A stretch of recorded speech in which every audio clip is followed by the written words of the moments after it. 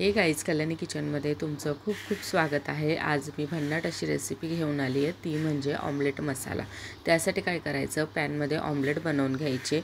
ज्यासाठी बघा मी इथे एक अंडी फोडून त्यामध्ये लाल मिर्च पावडर, हळद पावडर आणि मीठ घातलेलं आहे थोडंसं, आणि एक एक करून आपण असे 5 ऑमलेट तयार करणार आहोत। तुमच्याकडे जास्त लोक असतील, कमी लोक असतील, त्यानुसार तुम्ही छोटे छोटे ऑमलेट बनवू शकतात। त्यानंतर बघा मी साईडला पॅन ठेवलेला आहे, त्यामध्ये आपण जिरं, राई, आलं लसूण पेस्ट घालायची आहे। तुम्हाला आलं लसूण पेस्ट नसेल तर तुम्ही घरी तयार करून ती घालू शकतात।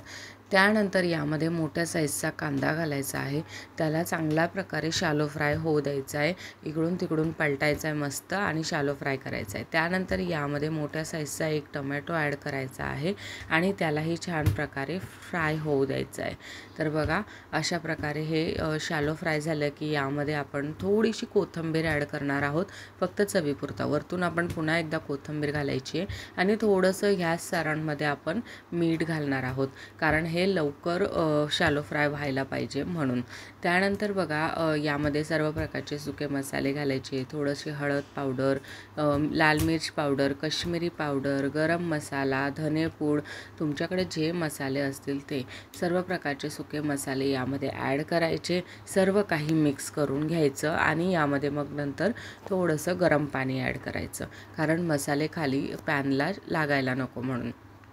आधी मसाले चांगल्या प्रकारे फ्राय होऊ द्यायचे। जेव्हा तुम्हाला वाटतं की मसाले आता खाली लागत आहेत किंवा तेल सोडायला लागलेत, तेव्हा तुम्ही यामध्ये थोडंसं आमचूर पावडर वगैरे ॲड करा आणि नंतर यामध्ये आपल्याला पाणी ॲड करायचं आहे। लक्षात राहू द्या, गरम पाणीच ॲड करायचे आणि सर्व काही मस्त मिक्स करून घ्यायचं।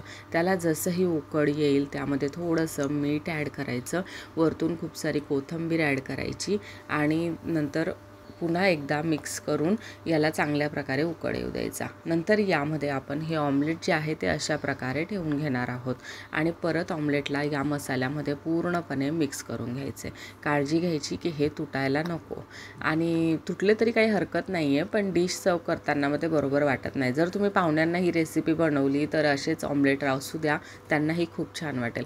वरतून पुन्हा एकदा कोथिंबीर घालायची आणि आपली डिश इथं रेडी आहे। तर हिला राईससोबत सर्व करायची। मस्त राईस प्लेटमध्ये घ्यायचा, त्याच्यावरतून आपण हे ऑमलेट मसाला जो आहे तो ॲड करणार आहोत। तुम्ही इथं जिरा राईस किंवा मसाला राईसही बनवू शकता, तर मी इथे हा सिंपल राईस बनवलेला आहे आणि त्यावरतून बघा अशा प्रकारे आपण ऑमलेट ठेवून साईडने मसाला जो आहे तो असा राईसवर पसरवायचा आहे आणि साईडला थोडं सलाड ठेवून डिश तयार करायची आहे।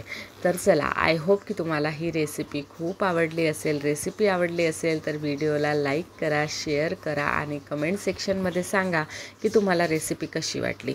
आणि हो, जाता जाता चॅनलला सबस्क्राईबही करून जा। मी तुम्हाला भेटते लवकर पुढच्या व्हिडिओमध्ये। तोपर्यंत बाय बाय आणि टेक केअर।